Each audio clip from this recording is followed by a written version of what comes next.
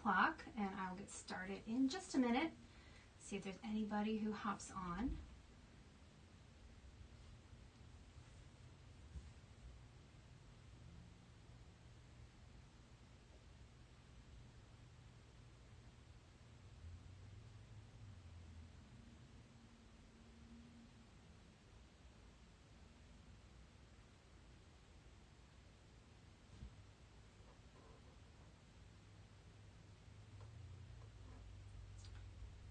Alright, well, we're going to get started.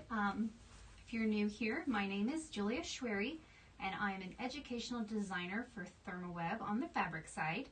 I also have a blog called Inflorescence Designs, and there you'll not only find my Thermoweb projects, but you can also find additional projects and free patterns and tutorials. So first things first, the way I have my setup, the comments are over here at my sewing machine, and I can't see them over in my workspace where you see that tonight's Thermoweb will begin soon sheet. So if you post anything, any questions, if someone doesn't answer it right away, I will come back and spend time and try to read through them and then answer them. And if I don't get them answered right away, I go back at the very end of the live and I will answer them and tag you so that you have an answer to your question. So there we have it. So we're going to get started. I'm going to move over to the other workspace and we'll begin.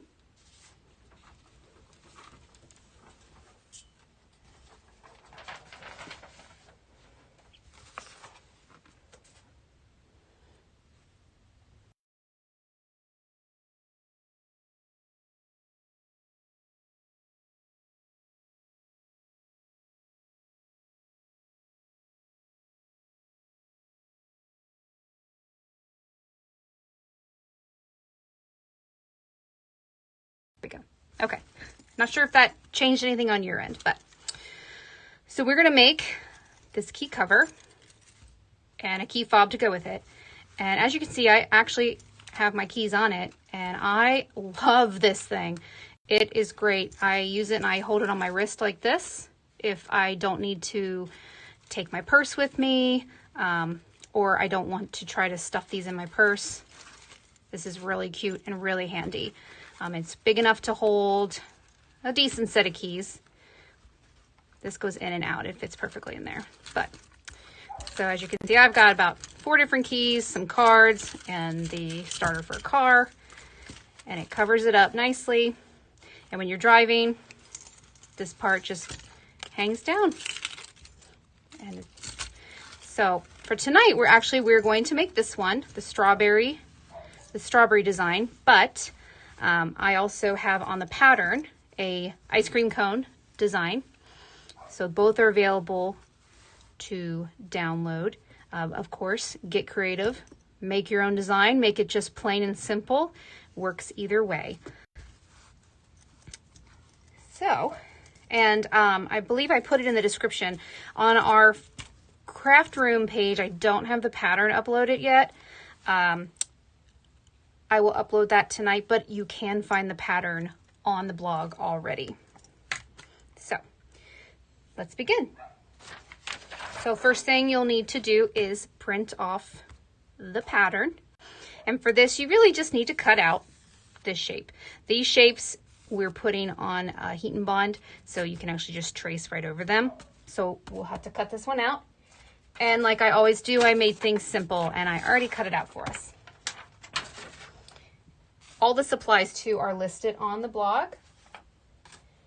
So what we need to do to begin, find my pen, is you have to have your fabric. And for this, you can use a separate outer fabric and a separate lining. From my experience, when I was playing with this pattern, it was better to just make them the same.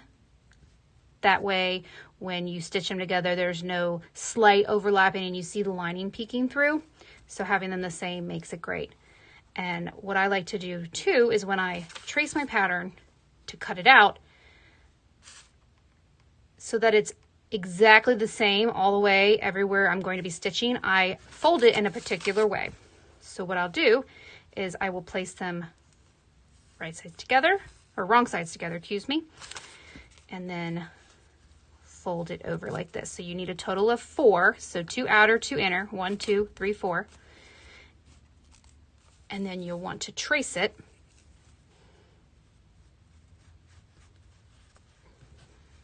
And you don't have to worry too much about the trace line. We use a 1/4 of an inch seam allowance, so that is going to be hidden. You can use the fancy pens that disappear, or like me, I'm just using a basic ink pen. All right, let me find a pin. And I'm going to pin all 4 layers together. That way I cut them out all at the same time.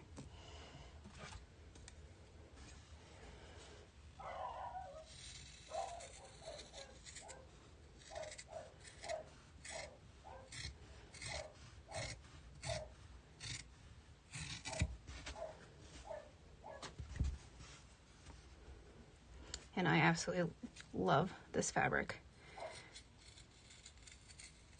I found it specifically for this.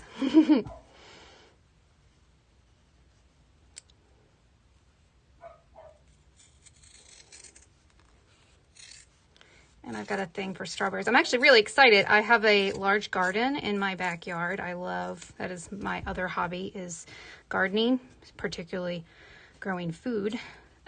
And I planted bare root strawberries last year and took care of them. And this year they're producing, and I'm just so excited to have strawberries. I go out every night and gather them up. It's the kind that it's the everbearing, so it fruits all summer in just enough for a handful to eat or put in the oatmeal in the morning. So there we have our 4 layers. We'll put that off to the side. And the next thing you'll need to do is, for this, we use medium weight interfacing. And again, I'm just going to fold it in half. And this is, you can fold it any way you want because this is non-woven, so there's no grain line. So I can even do this on an angle and it doesn't really matter. So we're going to trace around this and we'll cut it out as well.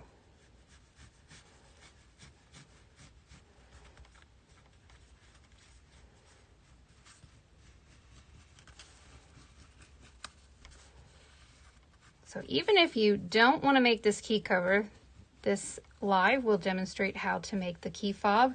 A lot of people like those. They're great gifts. So, now when we cut this out, you can cut it directly on the line. It's personal preference. But me personally, I always like to cut out just slightly smaller. I'm always concerned if I don't cut it exactly the same shape as this, that it's going to overhang, and then the adhesive or the glue or whatever that is that adheres it to the fabric ends up getting on my workspace or my iron, and I don't want that. So typically with my projects, you'll always see that I cut it out just slightly smaller. And instead of making a whole new template for it, you just eyeball it. I'm probably doing about 1/8 of an inch smaller. Maybe just under 1/4 inch.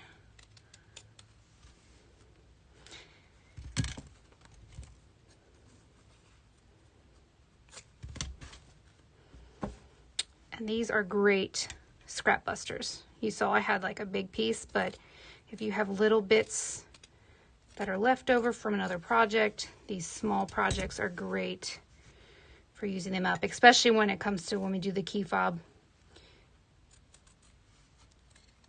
I'm actually using a piece of scrap, so you might actually see some drawn on it. Okay, so there we have that. And I believe my iron is heated. So you only need to put it on 2 of the pieces. So I'm going to put it on the outer pieces, which I'll use these 2. And you'll want to fuse them to here. And my iron is not preheated. I thought I turned it on. So let me do that. While that's preheating, it doesn't take very long.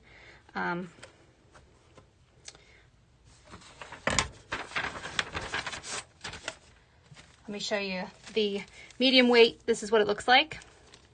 If you were to buy it at the store or buy it online, it comes in these nice things. You can also get it by the yard if you know you're going to be using it for a lot of projects, which is really great. So great in the small size or great in the by the yard application.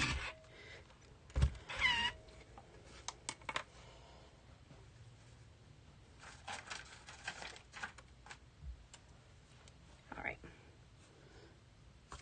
So it'll heat up here. So I like to put the heat on the top first and then always flip it over, since the bonding, the glue, is on this side. I'm going to come back and go over that again once I do this one.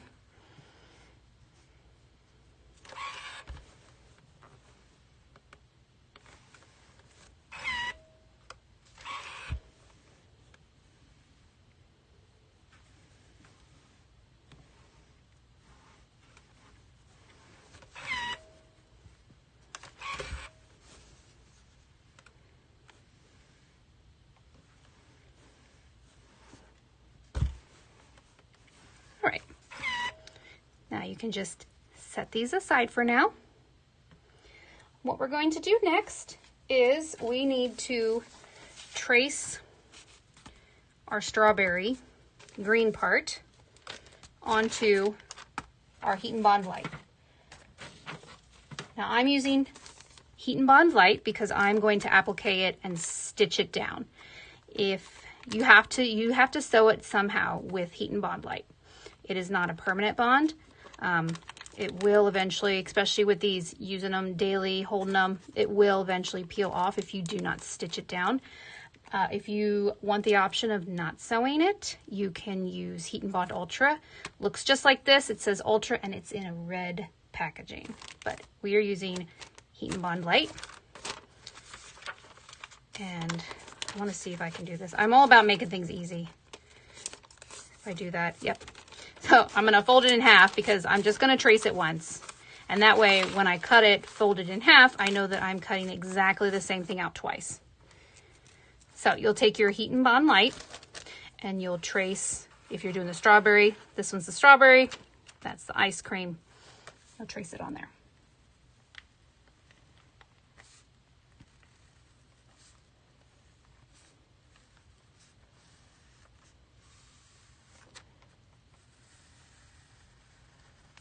And if it doesn't lie exactly flat on your piece, that's okay, because remember, there's going to be a 1/4 inch sewn. So I am not a perfectionist. If you are, congrats to you. I just can't.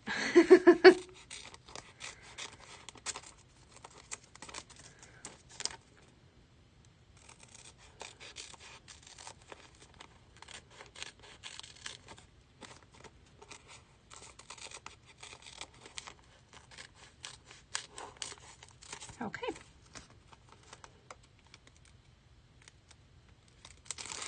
And I just realized, going back to that, this is live coverage. I should have probably fused it to my background before cutting it. I have a little cheat sheet and I did not read it. That's okay. I'm going to fuse it. You're going to fuse. The best thing to have done really is before you cut it out, you fuse it to your background. That's okay. I'm just going to fuse it like this. I don't want to waste. So we're going to fuse our HeatnBond Lite to here, and then I'm going to let it cool down and get my iron out of the way.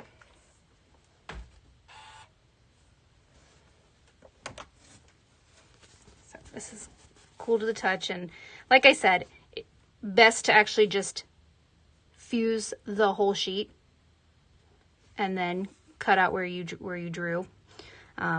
And yeah, you'd have a lot of excess left over possibly, but save those scraps. You can use them for all sorts of things. So I'm actually just going to cut just slightly smaller and it'll be okay.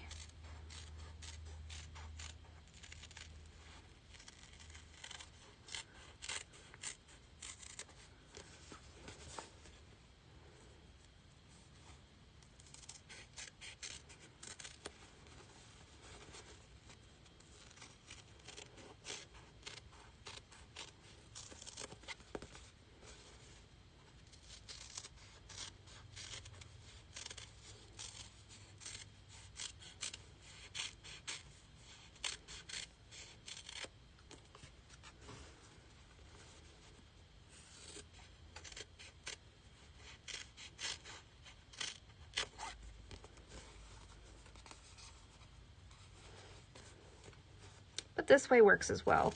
And that way, then you have this extra fabric you can trim off and use somewhere else. So whatever your personal preference is.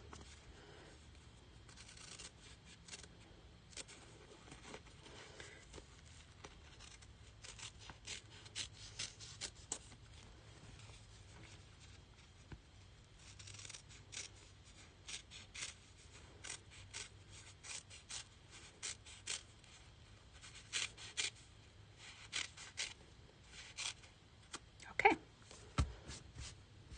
So we have our strawberry green tops. And you're going to pull back your pieces that have the medium weight interfacing. And you want to do that one and not your lining because you want to have a little bit of stability when you're appliquing. So we're going to fuse our strawberry tops to the bottom down here. And like I said, you can see I'm quite just slightly out of it, but this will literally be in the seam allowance when I stitch these together eventually. So you won't even be able to tell.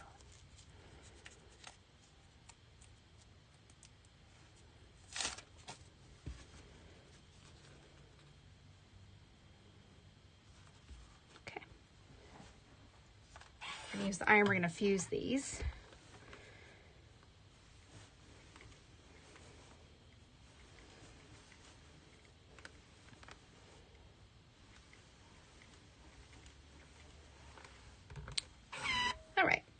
So at this point, I am going to go over to my sewing machine. I'm going to see if there's any comments that I need to answer. And what we're going to do is I'm going to applique along these edges. I'm going to do a blanket stitch with a variegated green thread. So I will see you back over here in just a few.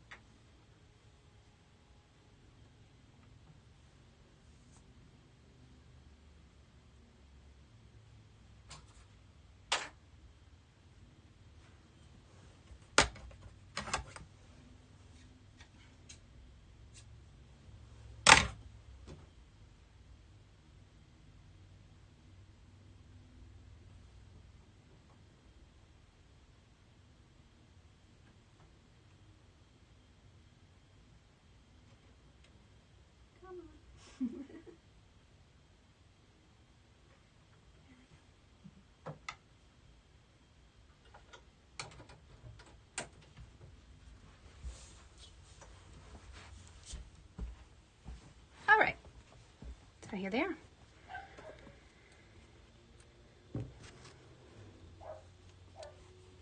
Really pretty blanket stitch.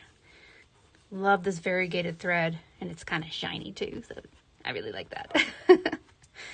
Okay, so from this point out, like we had a little bit of a nice section right here to get everything prepped. This point out, it's going to be a lot of back and forth to the sewing machine. So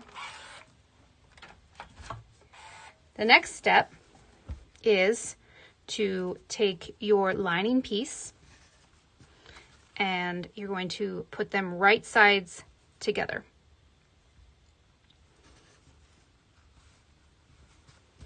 With your front piece.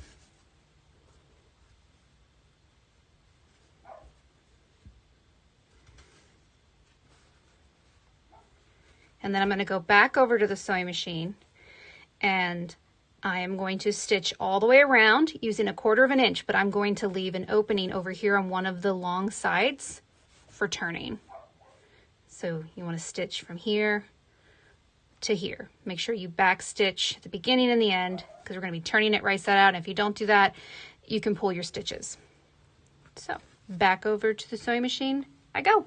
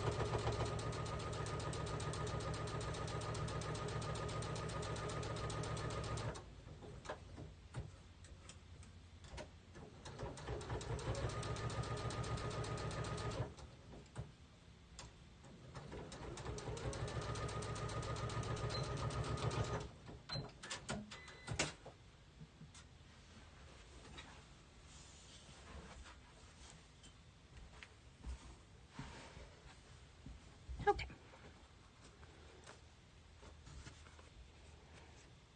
So before I turn it out, I am actually going to use my pinking shears. It just helps take care of some of that bulk, especially around your curved edges. Just make sure you don't cut into where you just stitched. And then over here where your opening is, you want to leave those longer edges because that will help when you turn it and you stitch it down. So I'm actually just not going to go up there.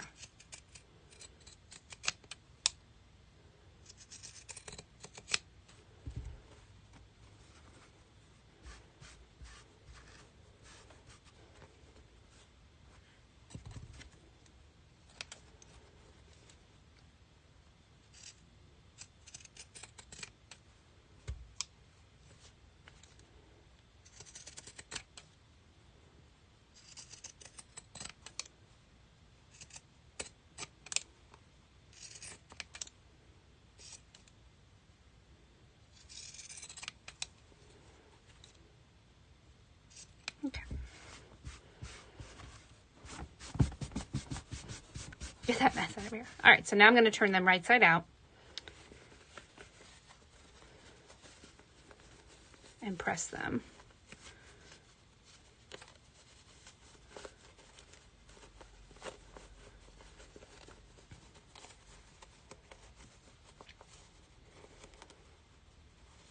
And if you're watching, and I put a post out a couple weeks ago, I am generally interested in what you want to see. I can come up with ideas and use with products or just techniques, but I want to do what you want to see. Come up with some neat ideas for that. I know on the post someone said applique or the different HeatnBond products. But if you have something in mind, definitely put it in the comments. So as you can see, I turned that under and then I pressed it. And I'll do the same for this one. I think I'm already liking this one more than my original. It's color-wise. I really like those pink strawberries.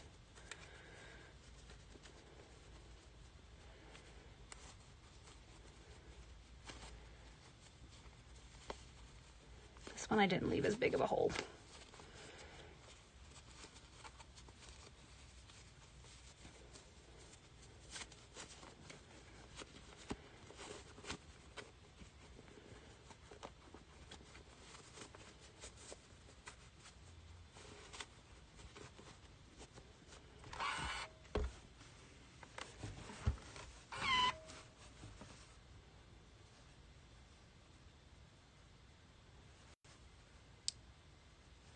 And definitely leaving the extra fabric over here really helps when you turn it under, and it helps for when you're stitching because you're going to stitch really close to the edge, but you have some wiggle room in there with the extra fabric turned under to make sure that it gets closed.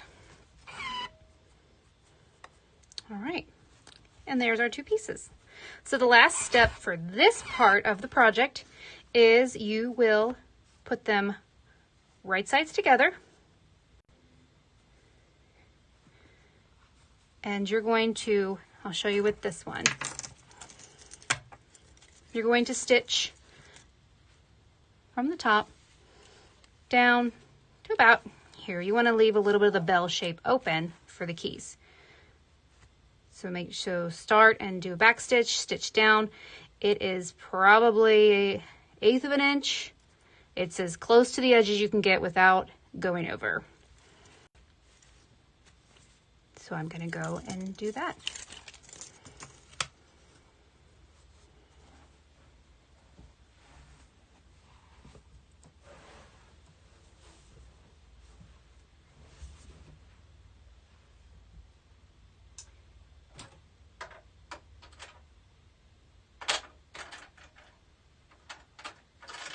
And I actually have a foot that allows me to get really close. I don't know what it's called. It kind of looks like your 1/4 inch foot, but instead of a 1/4 of an inch, it's like over towards the left side. I'll have to look up what it's called. Most newer machines I think probably come with them. Maybe not a basic machine. Very nice, but not necessary. You can use just your regular foot.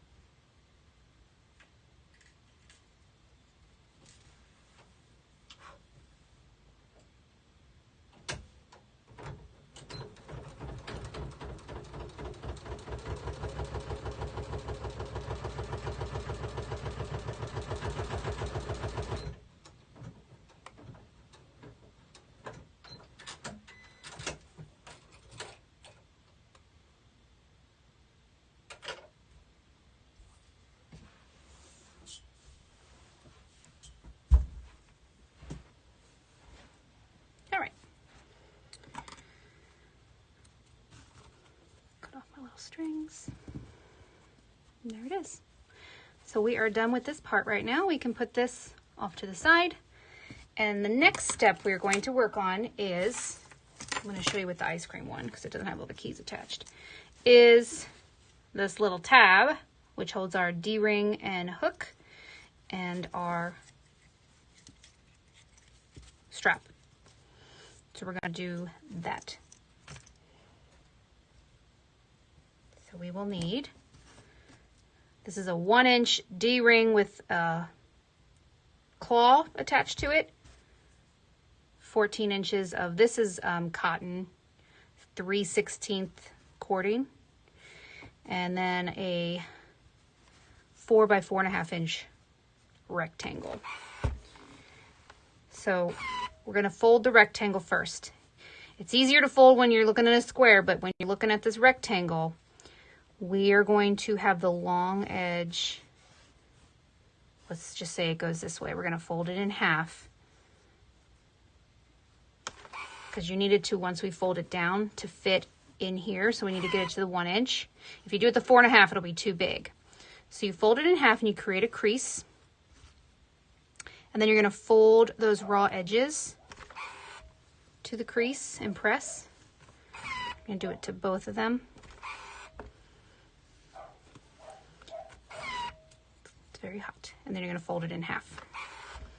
And now all your raw edges, except for these two ends, are enclosed. Now I'm going to go over to the machine and I'm going to top stitch this in place. Just about 1/8 of an inch down each side. I told you, lots of back and forth now.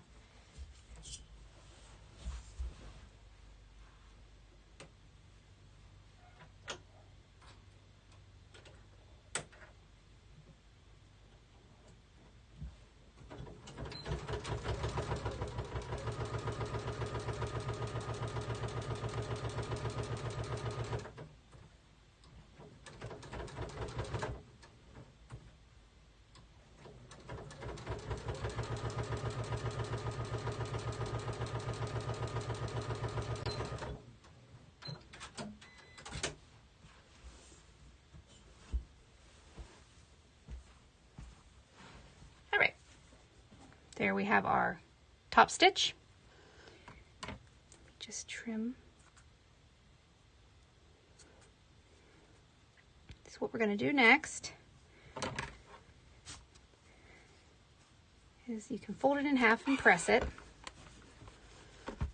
But we're going to insert our D-ring.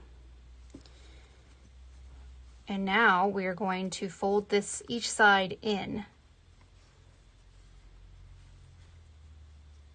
to where they meet. See how that's done? And then finally, we're going to insert our cording in there.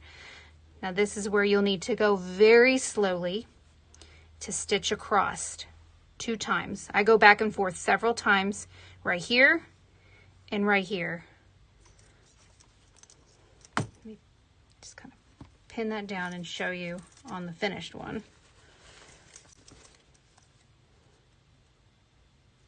Back and forth. And that holds that in place.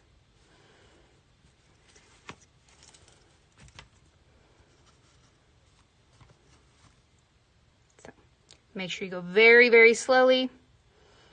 If you need to, crank your wheel to go through, so because you don't want to break a needle or bend one. All right, I'm going to go stitch it up.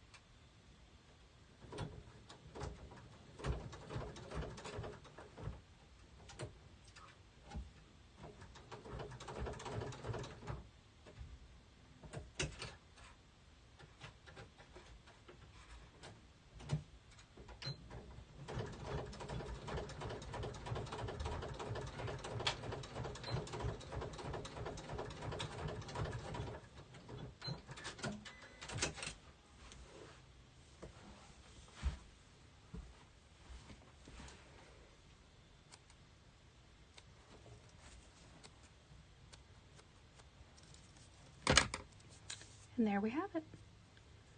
Let it focus. So this 1 inch should fit perfectly down in here.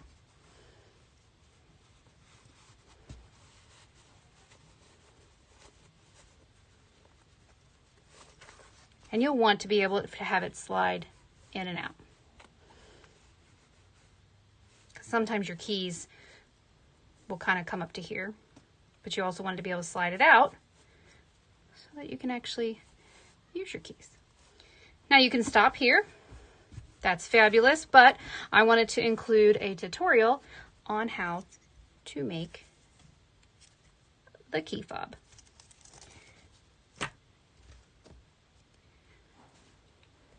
All right, so to make the key fob, you need a few things.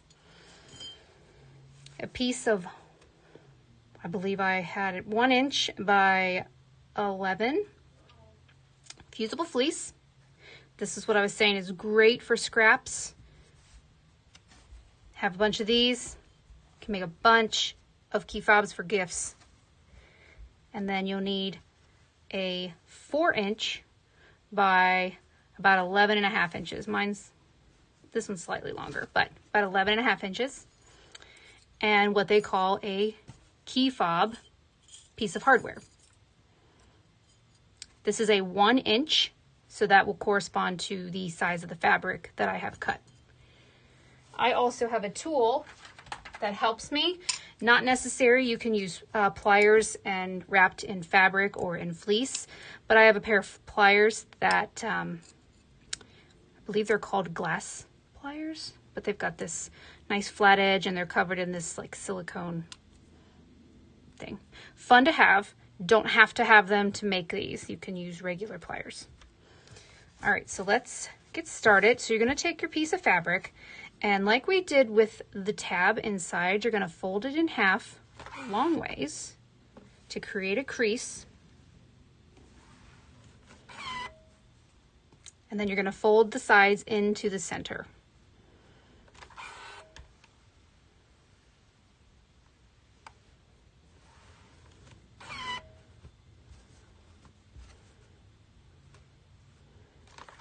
And right now we're just creating the creases to help us fold it. Because what we're going to do is we're going to take and add our fleece. Kind of center it right in there. A little press. Then you're going to fold those back over.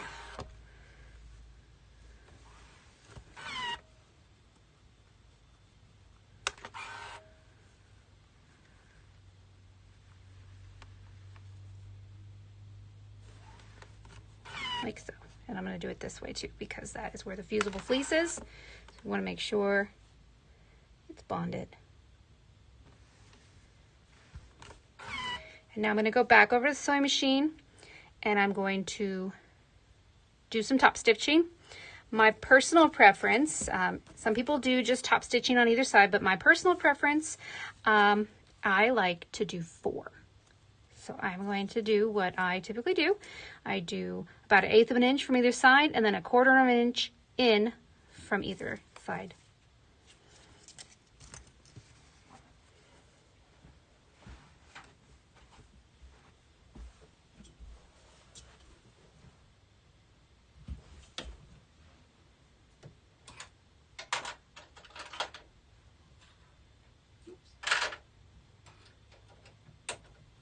And if you see me keep switching out my feet, I keep going to that 1 foot that gives me that really close 1/8 of an inch.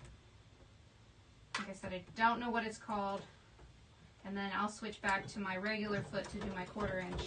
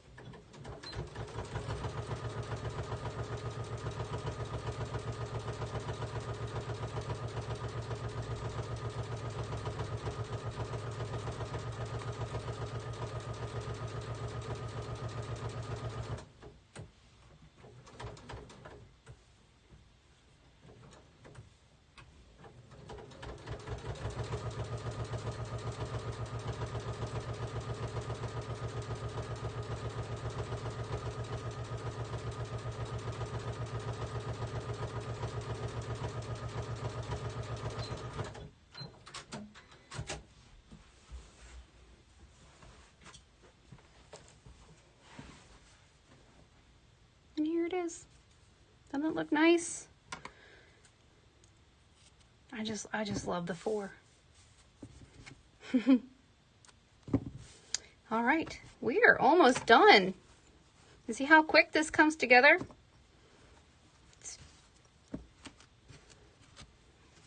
So next, you see that I kind of trimmed up my edges if they were pretty bad. Because then what we're going to be doing is we're going to be folding this in half. Let me get my iron out of here.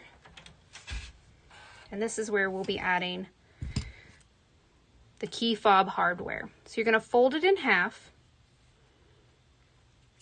and you're going to put it in here. Now I personally like to close it just slightly because it gets a little awkward holding it, trying to close it. So I just closed it just a little bit before I'm going to slide it right in.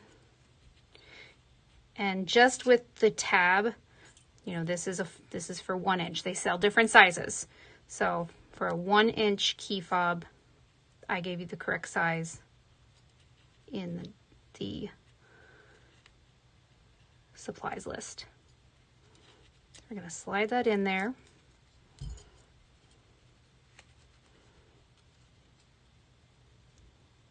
Get it nice and flush on either side. There's a little string. I'll cut that off. And right here is where you'll use your pliers. And like I said, if you use pliers, you'll definitely want to cover them because they usually have those little teeth marks on them and you can really muck up the metal. So wrap them in some fleece, wrap them in some fabric, something just to prevent them from creating those ridges. Oops, I just moved it.